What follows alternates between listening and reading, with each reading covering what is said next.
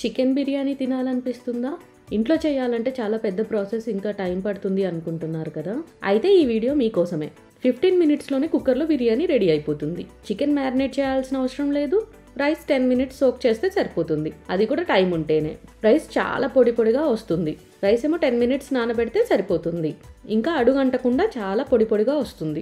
Video మొత్తం చూడండి, skip చేయకుండా. రెసిపీ మొత్తం క్లియర్గా అర్థమవుతుంది మీకు. టేస్ట్ అయితే సూపర్ ఉంటుంది. నేను చెప్పడం కాదు, మీరు ట్రై చేయండి, అప్పుడు మీరే చెప్తారు. యాక్చువల్లీ ఇందులో సీక్రెట్ మసాలా ఉంటుంది.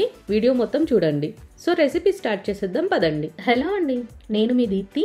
Welcome to Chinni's life. మీరు మన ఛానల్ని కొత్తగా చూస్తున్న వాళ్ళైతే ప్లీజ్ ఛానల్ని సబ్స్క్రైబ్ చేసుకోండి. నేను పెట్టే వ్లాగ్స్ కానీ రెసిపీస్ కానీ మీకు నోటిఫికేషన్ ద్వారా వస్తాయి. Let's start. ఒక బౌల్లో 1/2 కిలో చికెన్ తీసుకోండి. కొంచెం మీడియం కట్ పీసెస్ తీసుకోండి. ఇప్పుడు ఇందులోకి సాల్ట్ వేస్తున్నా. కొంచెం ఉప్పగా ఉండేలాగా వేసుకోండి, అప్పుడే ఫైనల్గా సాల్ట్ సరిపోతుంది మనకు. ఇంకా 1/2 టీ స్పూన్ పసుపు, కారం 2 స్పూన్స్ వేస్తున్నా. మీ కారంకి తగ్గట్టు కారం వేసుకోండి. 1/2 స్పూన్ ధనియా పౌడర్, వేయించిన జీలకర్ర పొడి ఒక 1/2 టీ స్పూన్ వేసుకోండి. ఇది చాలా మెయిన్ ఇంగ్రీడియంట్ ఇందులో. ఈ మసాలా పౌడర్ వచ్చేసి అస్సలు మిస్ అవ్వద్దు. ఇందులో చెక్క, లవంగా, ఇలాచి వేసి పౌడర్ చేసి ఇది 1/2 స్పూన్ వేస్తున్నాను. హోల్ మసాలా వేయొచ్చు కదా అనుకోకండి.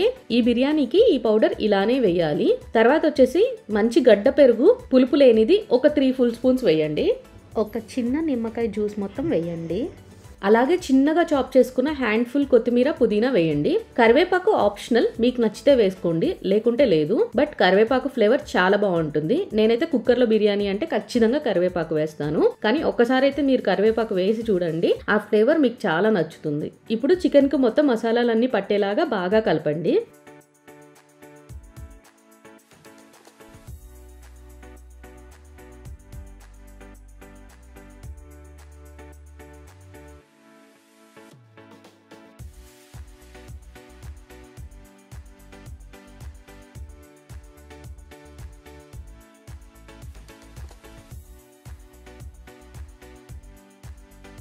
ఇప్పుడు స్టవ్ మీద కుక్కర్ పెట్టుకొని ఆయిల్ వేసి, ఆయిల్ హీట్ అయ్యాక ఇలా పొడుగ్గా కట్ చేసుకున్న ఆనియన్స్ వేయండి. పొడుగ్గా అని ఎందుకన్నా అంటే ఆనియన్స్ ఒక్కొక్క దానికి ఒక్కొక్కలా కావాలి. కర్రీస్కి అయితే స్మాల్గా వేయాలి.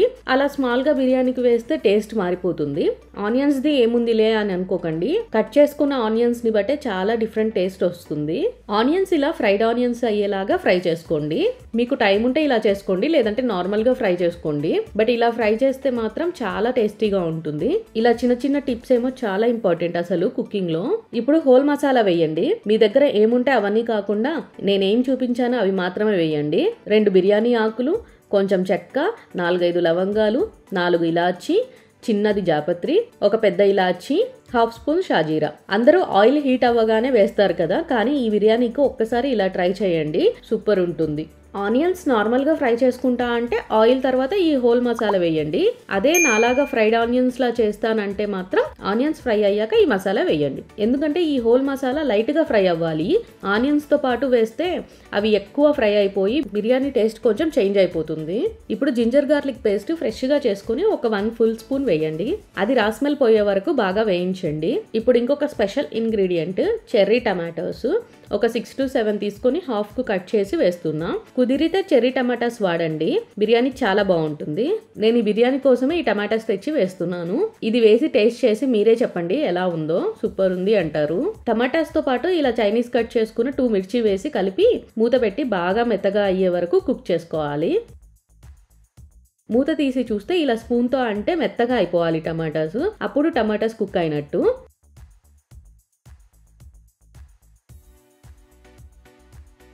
ఇప్పుడు మనం మ్యారినేట్ చేసి పక్కన పెట్టుకున్న చికెన్ వేసి బాగా కలుపుకోవాలి.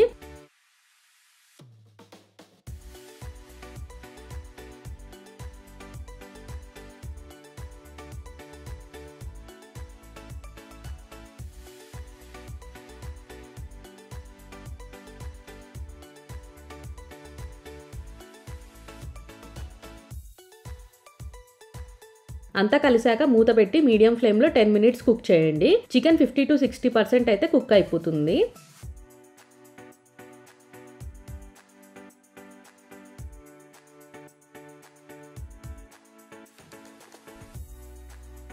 అలానే ఒకసారి సాల్ట్ చెక్ చేసుకోండి. నాకు కొంచెం సాల్ట్ తక్కువైంది అనిపించింది, వేస్తున్నాను.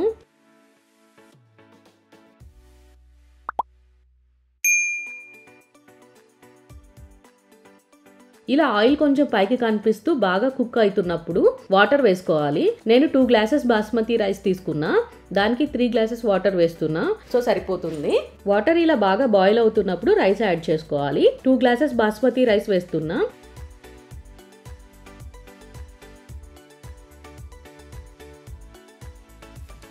ఒకసారి బాగా కలిపి కొంచెం కొత్తిమీర వేసి లిడ్ క్లోజ్ చేసి 2 విజిల్స్ రానివ్వండి.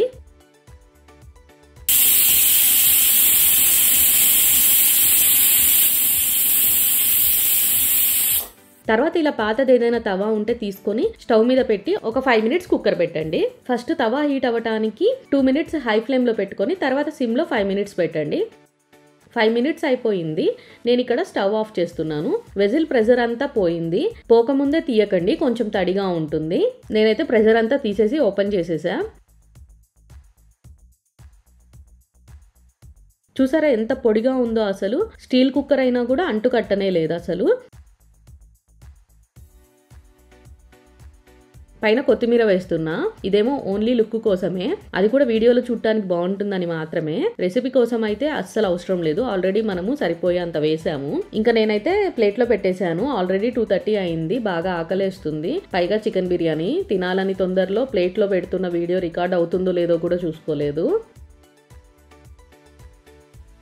Finally taste చేసేస్తున్నా.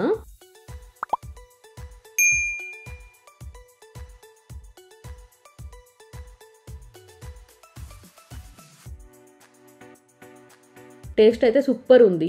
నేను చెప్పడం కాదు కానీ మీరే ట్రై చేసి ఎలా ఉందో చెప్పండి. మీరే చెప్తారు సూపర్ ఉంది అని. నేను చెప్పిన టిప్స్ అయితే మర్చిపోకుండా ఫాలో అయ్యి ట్రై చేయండి. మీకైతే ఈ రెసిపీ నచ్చింది అనుకుంటున్నా. నచ్చితే ప్లీజ్ చిన్నీస్ లైఫ్ని సబ్స్క్రైబ్ చేసి రెసిపీని లైక్ చేసి అండ్ షేర్ చేయడం మర్చిపోవద్దు. Thanks for watching. నెక్స్ట్ వీడియోలో కలుద్దాం. బాయ్.